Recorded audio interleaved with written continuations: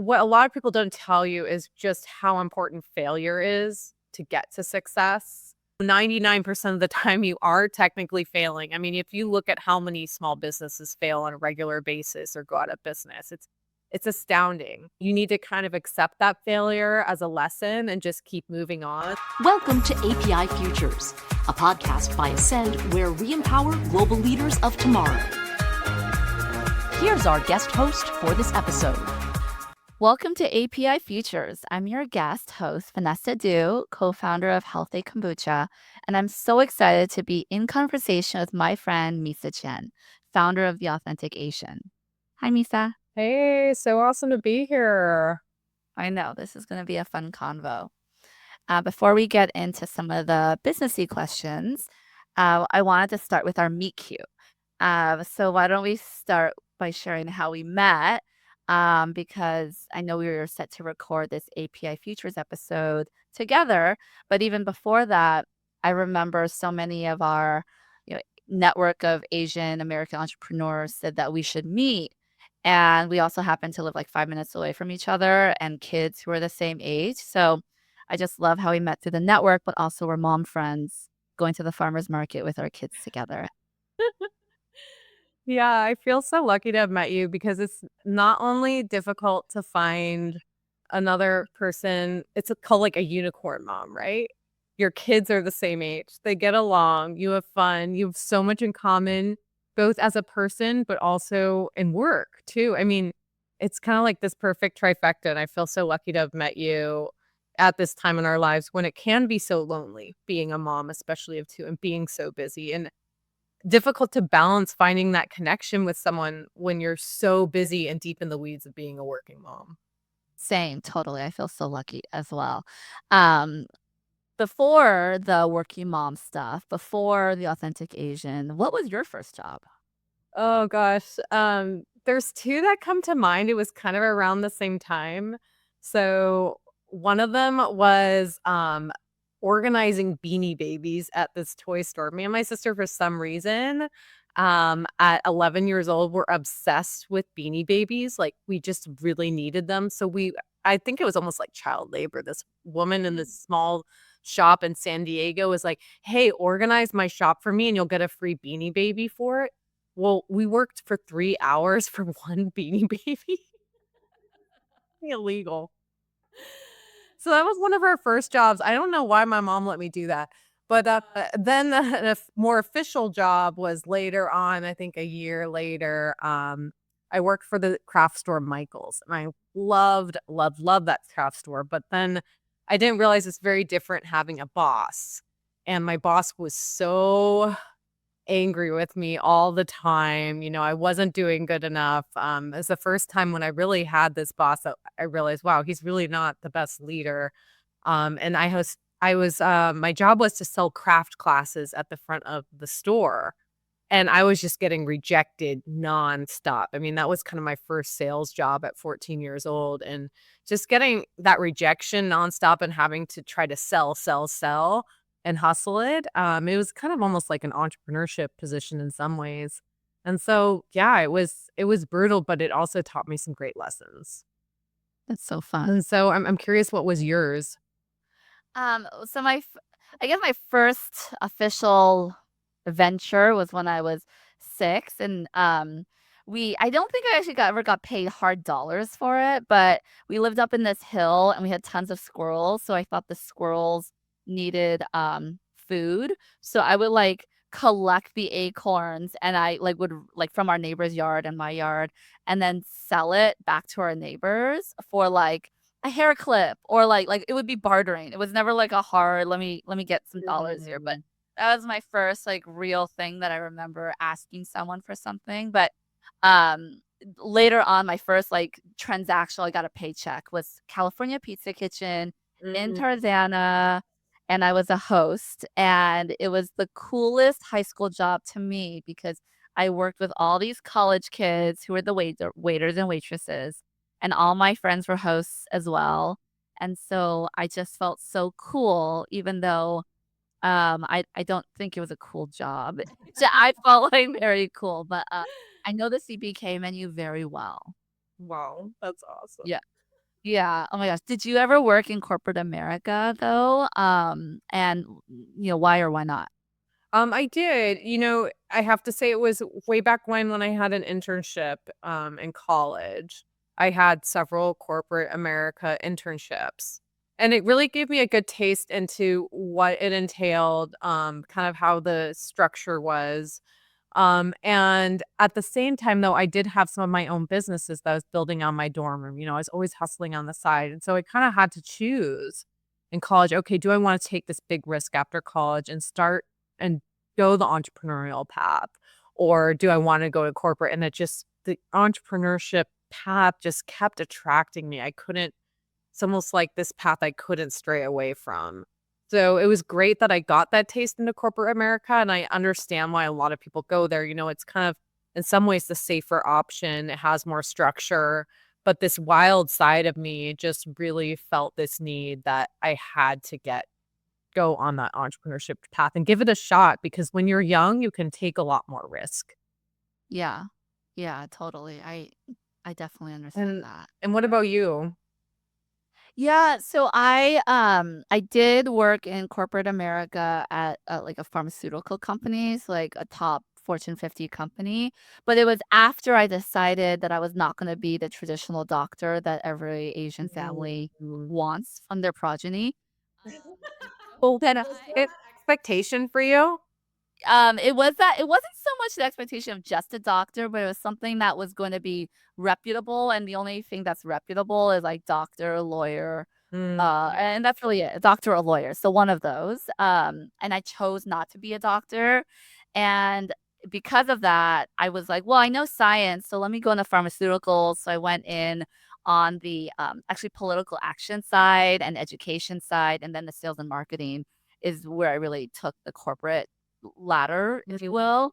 But I didn't want that anymore, and I decided to go to business school, and that was really my how do I pivot into something that I really want to do? And that's when I started taking entrepreneurship classes. I was like, I want to get back to this. I want something that's Yeah, I I like don't the want to right be known. path, right? Yeah. Like totally a totally different path that I felt like I wanted to be on. And so that was when I just chose the path not wanted or taken by a lot of traditional Asian American families.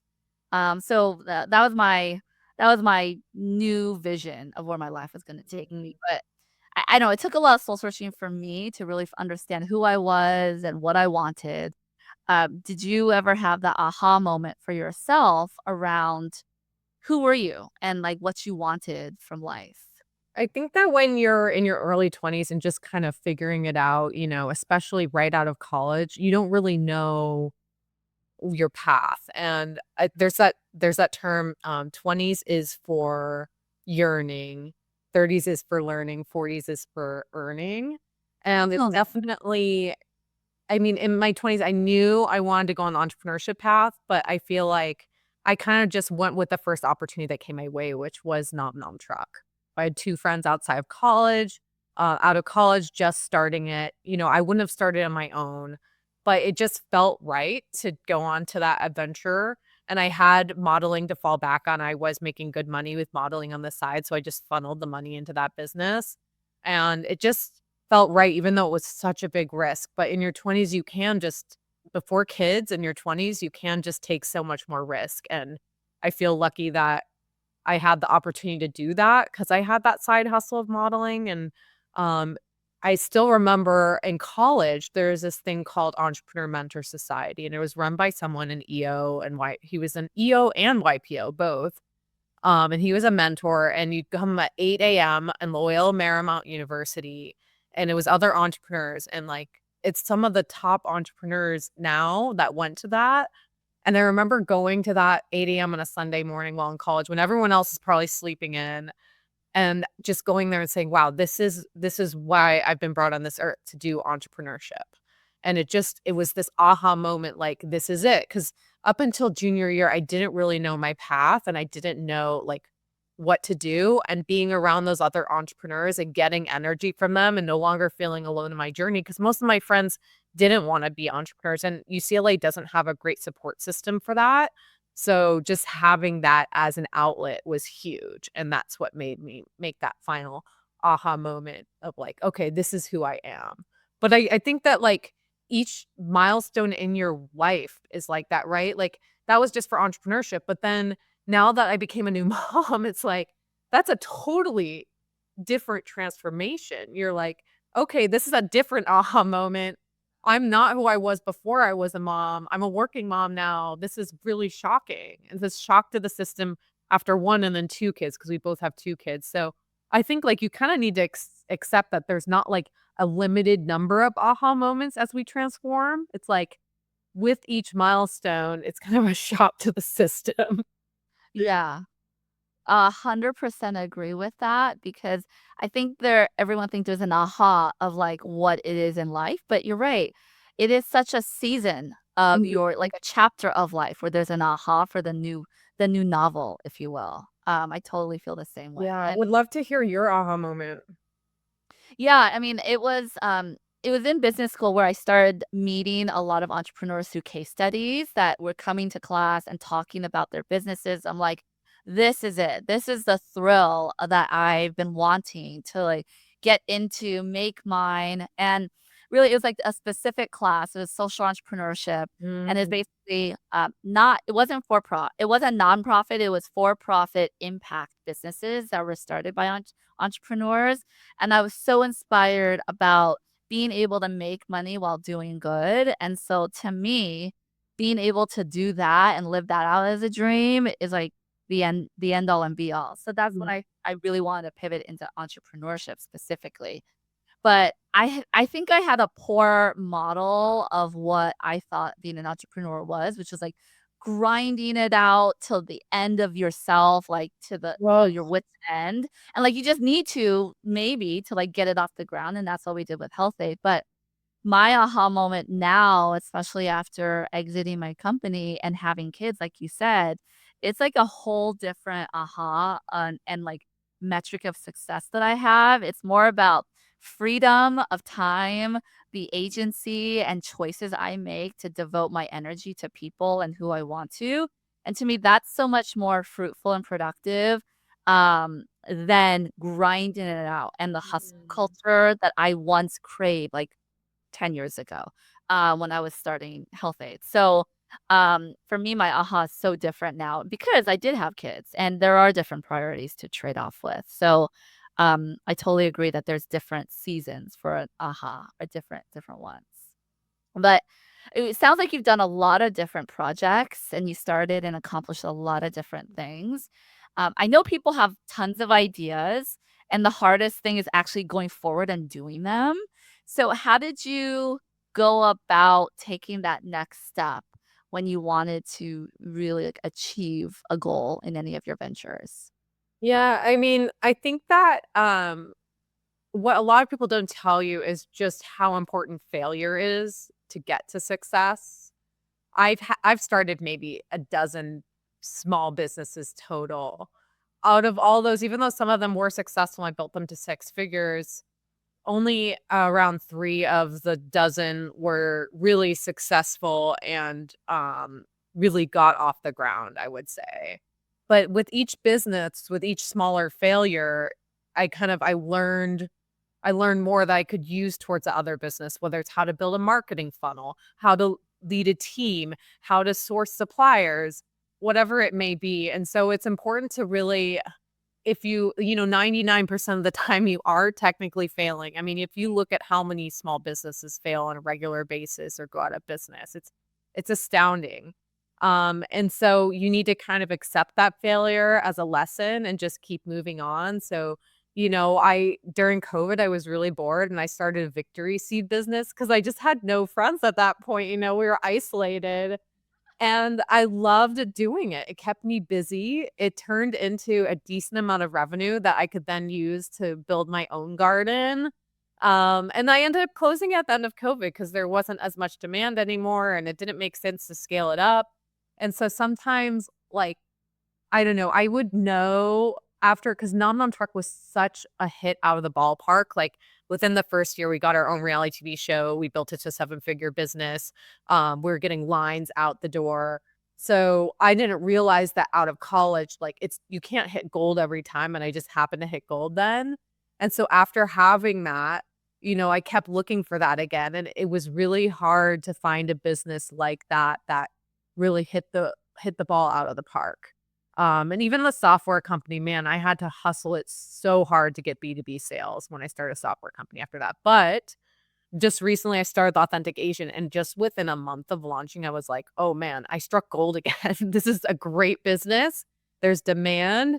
It doesn't take up as much of my time though as it was a crazy food truck business." So with time, like just remember you have to give yourself grace. And I think that the media puts too much emphasis on younger founders and overnight successes, and that is so not true. I mean, overall, the average successful founder is much older. And so even, they would put me as this young, successful founder of Nom Nom Truck. Well, we were barely scraping by. I put 6 figures of my own modeling salary into it. It sunk into it. So it's like there's a whole story behind success and what that means. And so I just encourage people, try out doing projects on the side. Maybe it could turn into something. Don't be afraid of failure because 99% of the time we're all failing. Yeah, that's so true. In building Health-Ade, everyone thought we're like Beyonce and just woke up like this to a nine-figure business, and that's so not the case because it took close to 12 years to get to that and, Oh my like, god. crazy, crazy tactical execution to get there because, like you said, you started 12 businesses and you had to take many steps to get them to either 6 figures, striking gold, or whatever it may be, and I remember for us, it was, like, maniacal execution and going deep in the marketplace, and above it, like, beyond all that, the team, like, I think building a strong team has been so critical to the success of Health-Ade and Oh, yes. probably even for yourself as you're building Authentic Asian too. I think just the team is so critical. Um, you know, with Health-Ade, I really feel we were lucky in a lot of regard because it was our first venture. You mentioned that you started 12 businesses, which is insane. Kudos to you. But as an entrepreneur, we know not everything works out, right? And so sometimes you have to move on, build something else. For you, like what's been the scariest and most rewarding part about the entrepreneurship journey? Oh gosh. That's a hard one. Okay, so I would say the scariest was just one of the most challenging times was when Nom Nom Truck failed. And I think that for a lot of entrepreneurs, when they lose their business, it's almost like losing their baby. And for me, it was that way. I didn't have kids yet, so I didn't have the identity to being a mom to fall back on.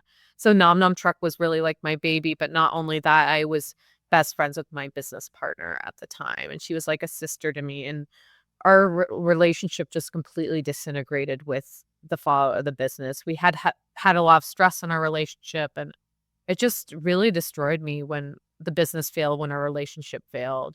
And it's problems on both sides, right? We just really weren't meant to work together, and it turned really sour under all the stress. So for the first time, I seeked out a therapist when I really should have seeked one out much sooner. I was in denial of my mental health crisis. I had been on the reality TV show, The Great Food Truck Race, and I should have seeked out a therapist right then and there because being on national TV, being put through that stress was just insane. I was barely eating, ironically, even though I was running the food truck. Um, and so that failure really taught me a lot about the importance of finding more balance, the importance of putting my mental health first. I saw a therapist for a couple years until I got over that breakup with my business partner. It was rough, and losing your identity overnight, like it was so rough. Luckily, I did have modeling to fall back on, but I was over $100,000 in debt, so I had to work that off as well. It all went on me. I was stupidly did not put any of the personal guarantees in my business partner's name, and so everything fell on me to pay off. Oh my Um, god. and so that was a brutal time. So in terms of that was the scariest time of my life, I would say.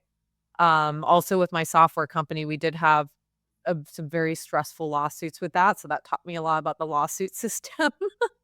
So it's like In business, there's always ups and downs. It's always a roller coaster, and you kind of got to be ready for everything. So the rewarding moment I feel has been in my 30s. Just, I didn't realize how hard it would be as a mom. I didn't know about mom guilt. I didn't know, I got asked that question, can women have it all? And panels before being a mom, and now I feel like I get it even more now. And that question's so hard to answer because our time is so precious and strapped as a working mom.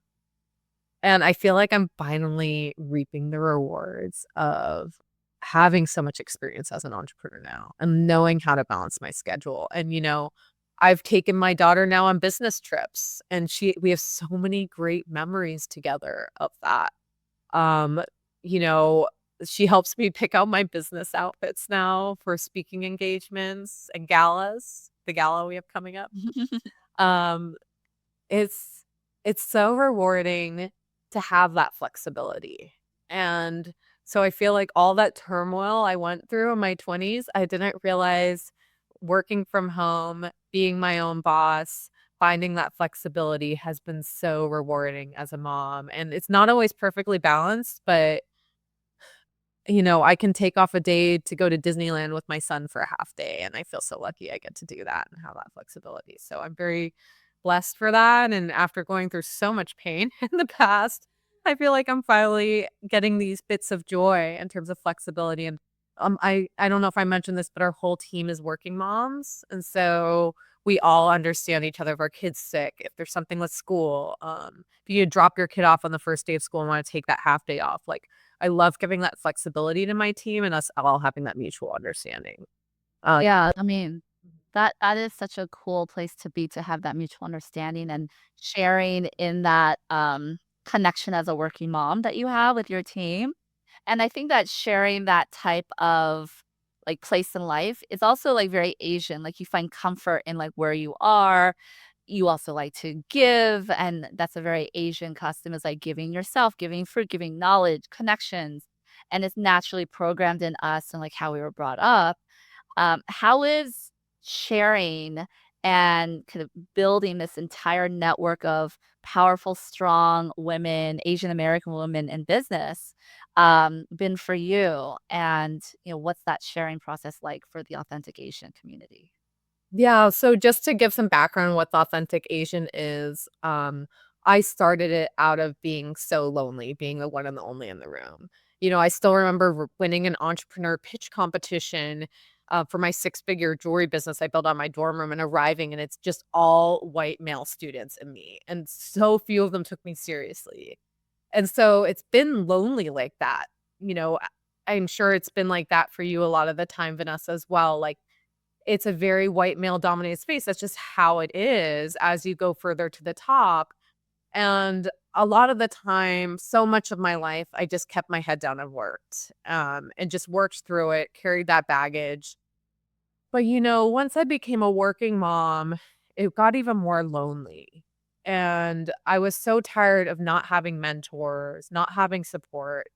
And it wasn't until I went to the Harvard Business School's Women of Color and Leadership program where I met all these other amazing, inspiring women of color leaders for a 5-day period on Harvard campus. And it was just so amazing that when I got back, I got depressed. I just thought, why doesn't this exist?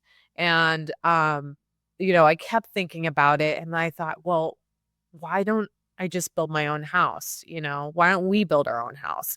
I was talking to Jerry Wan at the time, who's a pretty big leader in the Asian American community. I was talking to him about it, and he helped me like kind of formulate this idea for a community for Asian American women.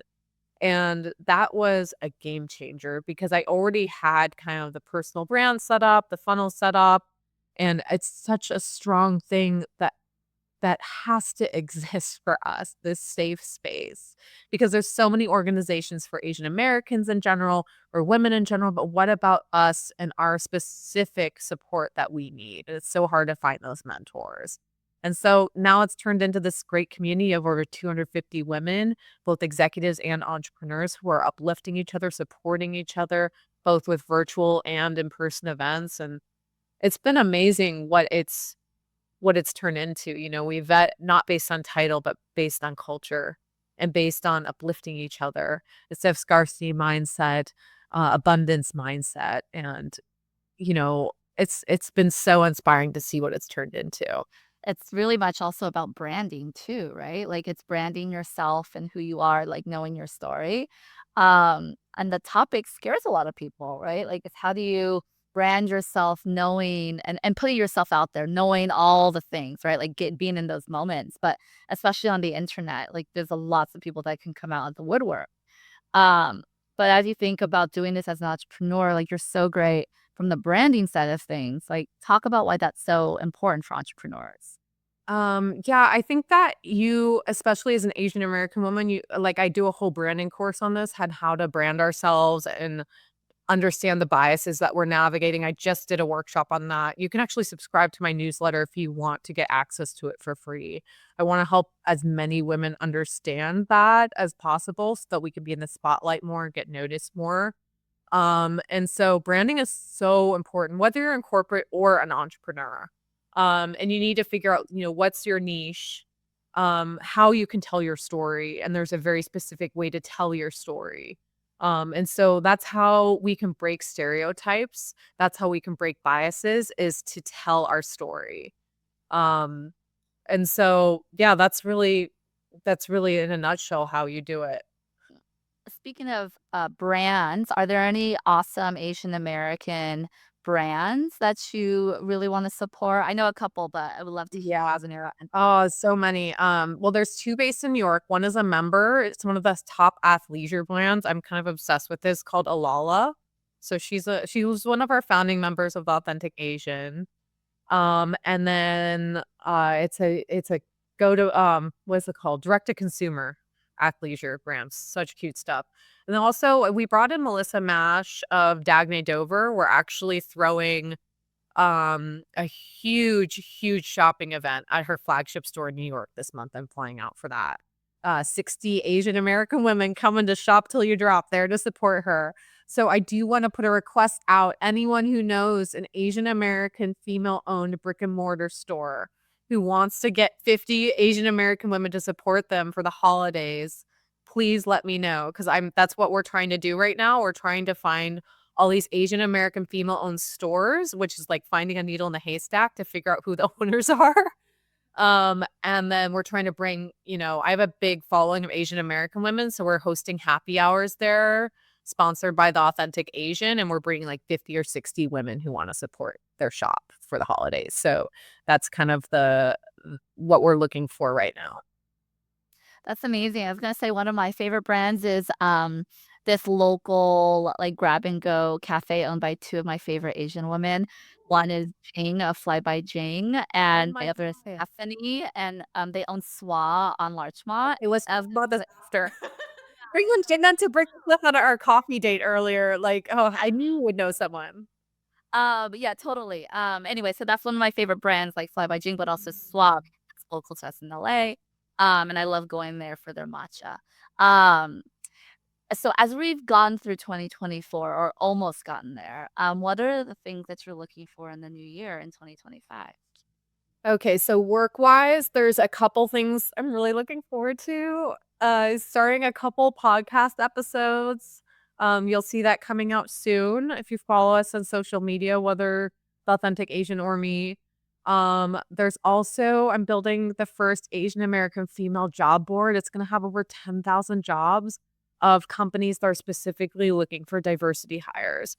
It's gonna be in partnership with the top diversity recruiting firm in the US. So this is really needed. I met with a really great mentor recently, and he said, you're doing a lot for women who already have jobs, but what about the ones that just got fired who are in the middle of looking for jobs? And when this opportunity came our way, I thought, this is perfect. We're trying to figure out how to have a bigger reach outside of just the smaller community we have. So I'm really excited about those two things. In terms of personally, I'm just really excited to continue to grow our family, invest in my kids. It's finally getting slightly easier to travel with them. So We might do our first international trip in June, but I don't know. We'll see. We're kind of in terrible threes still. So I'm hoping like we'll have some kind of fun vacation going on in the summer. We've kind of put off vacationing for a bit, but I'm just looking forward to investing more in the family outside of work. Okay, so the last and most important question is what advice would you give your younger self? That's really hard. What advice would I give my younger self? There's this poem that I grew up with that my dad always told me about because he's an entrepreneur as well. And it's a Robert Frost poem, and it's the road less traveled is always the one that you would pick. Um, it's it's a really beautiful long poem, and he read that to me growing up, and I didn't really think about it that much, but so much of my life I've kind of accepted that I'm a little bit of a black sheep, and I've taken in a more unusual path, and I knew it would be lonely, but I think just if I could have told myself, "You're on the right track," it might not success is not a straight line.